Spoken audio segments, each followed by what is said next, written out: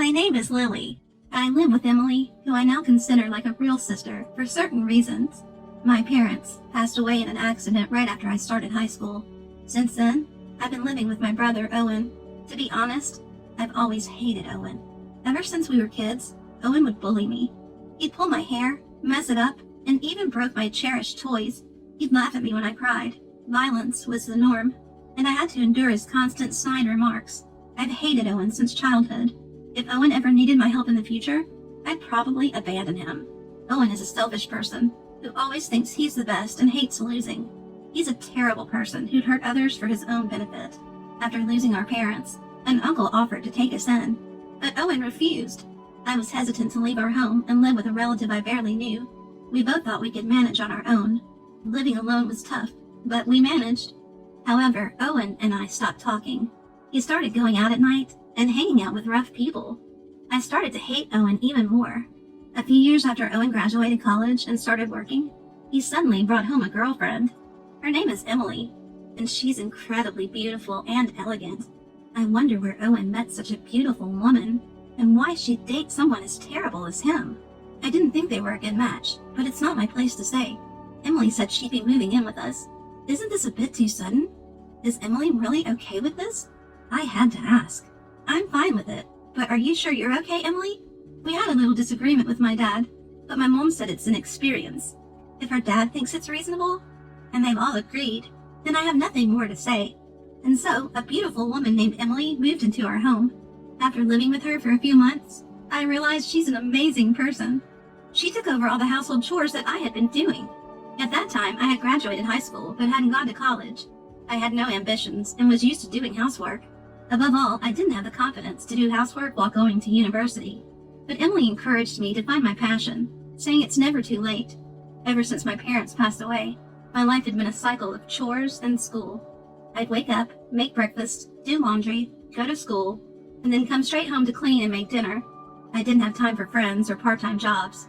I was living like a mom during what should have been an exciting time in high school. I didn't even have a boyfriend. Not that I was interested.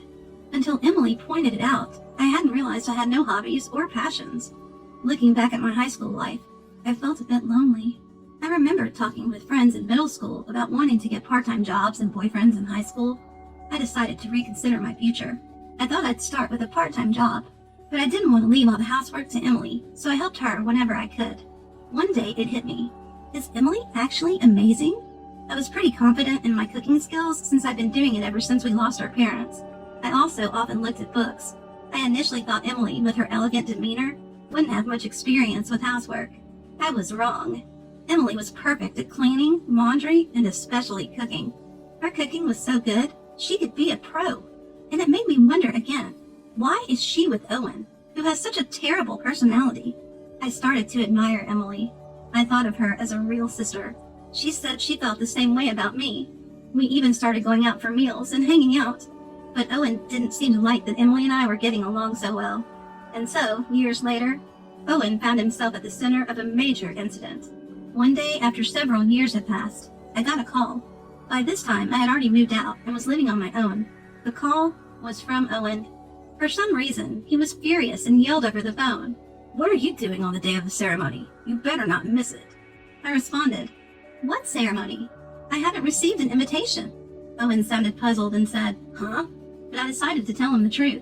Why Owen thought he could get married after doing what he did was beyond me. Let's rewind to the time when Emily started living with us.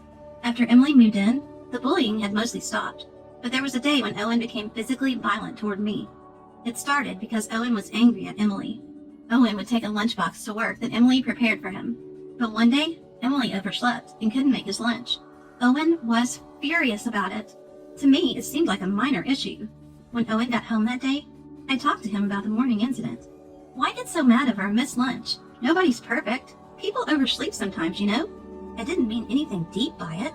But Owen didn't like what I said and suddenly became enraged. "A woman who's going to be my wife should be perfect at everything. It's your fault for being around and influencing her," he said. According to him, my presence was a bad influence on Emily. Of course, I argued back. I used to cry a lot as a kid, but now I speak my mind. We got into a heated argument, and suddenly, Owen shoved me. Then he started kicking me. Just then, Emily returned from shopping and intervened. She was angry at Owen, but Owen didn't calm down. And then I saw something unbelievable. Owen slapped Emily. He then left the house and disappeared. I was left stunned and couldn't move for a while. Emily was also frozen, holding her slapped cheek. Snapping back to reality, I approached Emily and asked, "Emily, are you okay?" She replied, "I'm fine," but tears were spilling from her eyes. She said sorry and retreated to her room. From that day on, Owen became increasingly aggressive toward Emily. One day, I decided to talk to Emily. I was worried because she was losing her usual brightness. Thinking a change of scenery might help, I took her outside, and she ended up confiding in me. She was unsure whether to go through with marrying Owen. I immediately said she should break it off, and that there was someone better out there for her. Emily seemed a bit surprised. Talking to me seemed to lift her spirits a bit. On the way home, I said to Emily, "I'll always be on your side, Emily." Emily cracked a small, somewhat sad smile. One day, I overheard Emily arguing with Owen, which was unusual for her. Curious, I asked what was going on. Turns out, Owen had gone ahead and set a wedding date without consulting her. No wonder Emily was upset. But what shocked me even more was this. Don't set a wedding date without even having a family meeting first. Apparently, Owen hadn't even met with Emily's parents yet. This was just beyond rude. And I was shocked he hadn't even taken the basic step. I immediately suggested that we go meet Emily's parents. Owen told me to mind my own business, but this was no time for that. Emily quickly explained the situation to her parents, and they both went to visit them. Her face looked both exhausted and tired, which worried me. That day, only Owen returned home. I had a hunch about what happened, and sent Emily a text. After a while, she replied, and we met up at a nearby cafe to discuss what had transpired. Long story short, her parents had objected to the marriage. I continued listening to the story, thinking that it must be so. I listened as she explained that Owen had set the wedding date without meeting them, and had been treating her poorly recently, so they couldn't allow their daughter to marry him. Yet Owen had already informed his workplace about the wedding date and even booked the venue, so he was in a tight spot now. I felt embarrassed for him. Emily's parents obviously didn't have a good impression of Owen. For the time being, Emily decided to stay at her parents' home to think things over. She said she wanted to think alone for a while.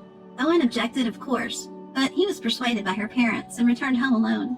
I asked Emily if I could meet her parents. She was puzzled but agreed since I insisted. Later, I met with Emily's parents and apologized for Owen's rudeness.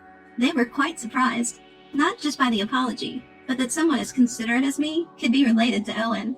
I then shared everything about Owen, about Emily, and about how Owen had been treating her. And I asked Emily again, "Do you still want to marry Owen?" Emily responded, "I'm not sure." I suggested she should have a serious talk with Owen. She agreed, but when she tried to contact him to talk, Owen wasn't interested in discussing anything. Worse, he was still moving forward with the wedding plans. He even sent Emily a list asking her to prepare the invitations. At this point, Emily had had enough and finally decided to break up with Owen. She tried multiple times to discuss the matter with Owen, but it seemed like they could never have a real conversation. Every time she reached out, Owen would dominate the conversation and end it abruptly. She even texted him about breaking up, but Owen dismissed it, saying, "Enough with the jokes.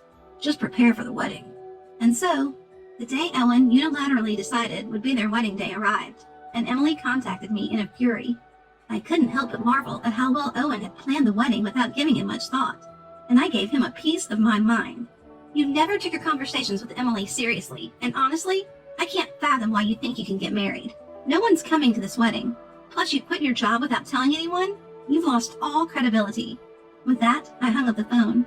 That's right, Owen had quit his job without telling anyone. Emily found out about this during an incident, and Owen had contacted her as well. Emily and I were together at the time, expecting his call. This is because I thought I would definitely get a call. "What's going on? Why aren't you coming? Why isn't anyone coming? I've told you multiple times that I want to break up. You never listened. You even went ahead and planned a wedding, so I thought you might as well go ahead with it." Emily finally told Owen everything. She hadn't sent out invitations because she didn't want to get married, but he had told people at work about the date, so she contacted them to cancel the wedding to avoid causing them any inconvenience. That's when she first heard that Owen had quit his job. She intended to talk to Owen again, but given his usual attitude, she decided to let it go, saying, "Goodbye," and hung up. After hanging up, Emily looked relieved and refreshed. She apologized to me, but I was more than satisfied with the outcome. In the end, Owen had brought this upon himself.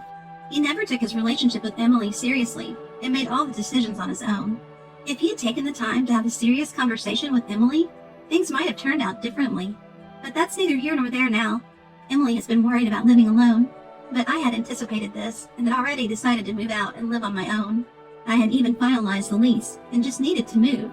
Later, after moving, Emily and I continued to be as close as best friends. I told her I would miss her as if she were my sister, but she assured me there was no need to part ways. Since then, we've gone out for meals, hung out, and even traveled together. I spent my days working part-time, trying to find what I really wanted to do. Emily, being the incredibly capable and thoughtful person she is, also started a part-time job where I worked. Emily is the whole package: beautiful, talented, and incredibly considerate. She quickly became popular at work. One day, Emily mentioned she might be getting stalked by someone. Given how amazing she is, it wasn't surprising. Worried, I decided to accompany her home whenever possible. Then one day, it happened. Emily was attacked on her way home. I couldn't be with her that day because I was sick. I thought the stalker had given up, but it turns out they were just waiting for Emily to be alone.